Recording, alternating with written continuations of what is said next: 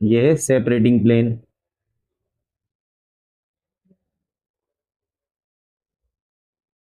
अब अभी अपन ने बताया टोटल इंटरनल रिफ्लेक्शन क्या होता है, when a light ray enters from denser medium to rarer medium.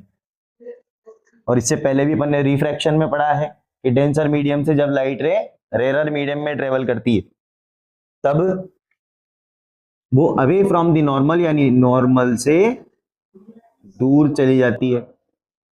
तो अगर मैं एक लाइट रे इस तरीके से ड्रॉ करता हूं, यहां पर बनने वाला अगर एंगल आई अगर हम लेते हैं I1 इसको बोल देते हैं अपन, क्योंकि एक से ज्यादा अपन ने डायग्राम बनाया।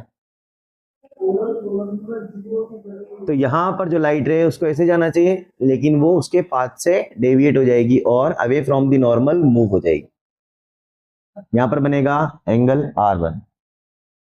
अगर यहां इसके बाद अपन ने ये कहा कि जैसे जैसे हम एंगल ऑफ इंसिडेंट यानी इंसिडेंट एंगल को इंक्रीज करते हैं वैसे वैसे रिफ्रैक्टेड एंगल भी इंक्रीज होता जाता है उसी रेट में। तो यहां अगर I1 है तो रिफ्रैक्टेड एंगल R1।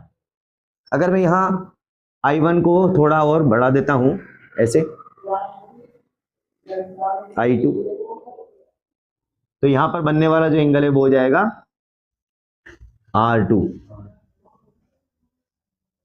जो कि एज कंपेयर देन I1 और R1 से ये दोनों एंगल बड़े हैं। यानी अपन ने क्या किया है, यहां पर I1 की जगह I2 को अपन ने I1 से बड़ा बनाया है। तो अगर I2 ग्रेटर देन I1 है तो R2 भी ग्रेटर देन किसके हो जाएगा, R1 के। ये वाली कंडीशन वो बताती है। जैसे जैसे इंसिडेंट एंगल को इंक्रीज करेंगे वैसे वैसे रिफ्रैक्टेड एंगल इंक्रीज हो जाएगा। अब यहां थर्ड कंडीशन में एक नया पॉइंट और नया टॉपिक मिलता है आपको। वो क्या है कि अगर हम इस इंसिडेंट एंगल को इतना बढ़ा दें, कितना बढ़ा दें कि एक इस इंसिडेंट एंगल की ऐसी वैल्यू जिस वैल्यू पर ये जो R2 है यानी यहां पर बनने वाला रिफ्रैक्टेड एंगल उसकी वैल्यू यानी I की वैल्यू इतनी हो जाए IC के बराबर। IC क्या है, क्रिटिकल एंगल। वो इंसिडेंट एंगल जिस पर रिफ्रैक्टेड एंगल की वैल्यू 90 डिग्री मिलती है। कौन सा एंगल, वो incident angle when a light ray enters from denser medium to rarer medium.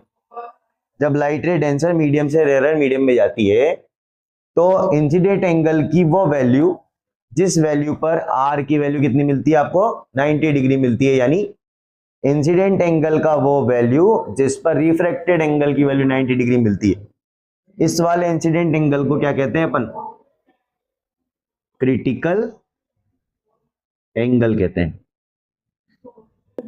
यानी ये जो रिफ्रैक्टेड लाइन है वो इस सेपरेटिंग प्लेन पर ही इस तरीके से मूव कर रही है। इस क्रिटिकल एंगल की वैल्यू अगर अपन को फाइंड करनी हो तो क्रिटिकल एंगल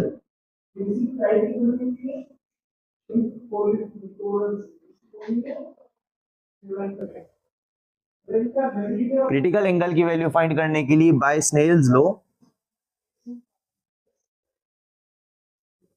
अगर अपन यहां पर फाइंड करते हैं रिफ्रैक्टिव इंडेक्स की वैल्यू, लाइट रे कहां से ट्रेवल कर रही है, यहां से जा कहां रही है, रेयरर मीडियम में। यानी refractive index of denser medium to with respect to rarer medium, refractive index of denser medium with respect to rarer medium अगर फाइंड करते हैं, किसके रेस्पेक्ट में कर रहे हैं, रेयरर मीडियम के रेस्पेक्ट में। यानी जिसके रेस्पेक्ट में करते हैं उसको अपन लिखते हैं नीचे और जिसकी निकाल रहे हैं उसको लिखते हैं ऊपर। अब डेंसर अपन ने इससे पहले क्या लिया था, वाटर, तो वाटर ही ले लेते हैं अपन, refractive index of water with respect to air.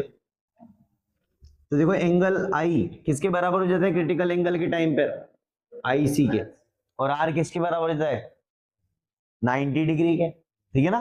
तो यहां पर I is equal to IC या फिर अपन ओनली C भी बोल सकते हैं, और R इज इक्वल टू क्या बोल सकते हैं।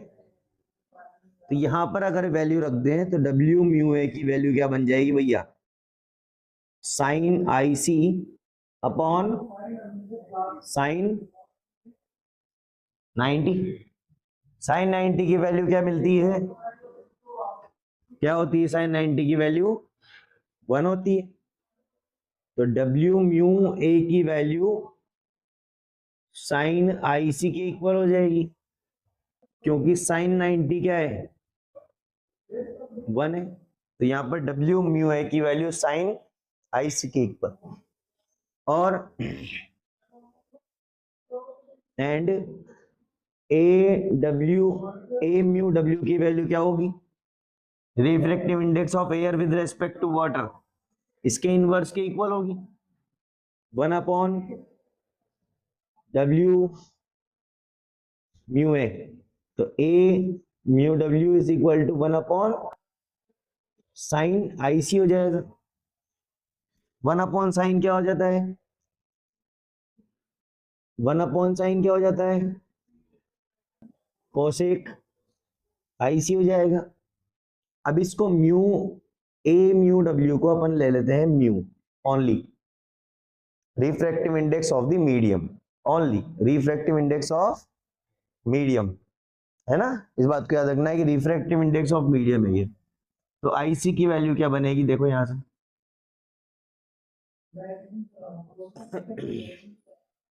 कोसेक इनवर्स म्यू, ये हो जाएगा अपने पास क्रिटिकल एंगल। अब इसमें टोटल इंटरनल रिफ्लेक्शन अभी बचा हुआ है,